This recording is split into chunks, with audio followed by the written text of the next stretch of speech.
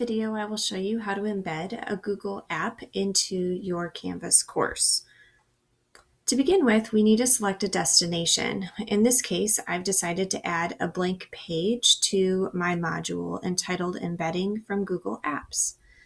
When I click into this page, it's going to look very blank because we haven't added anything yet.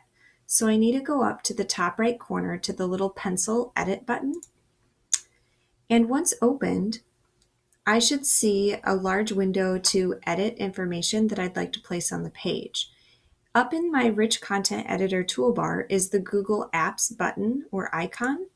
And if I click there, it will sync with my Google Drive so I can see all of my files and folders.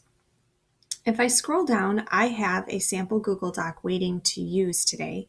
And if I select it, I have the option to either embed or link the resource. Today I'm going to embed the resource, which will show the resource on my Canvas page without students needing to click any additional links to see it. Once I click Save, I will be able to see exactly what students can see. The only difference is on my end as the instructor is I still have editing rights.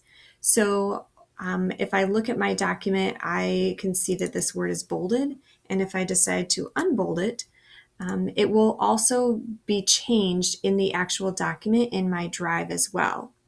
From the student side, they will have viewing only access privileges, so they won't be able to edit the document in any way, shape, or form.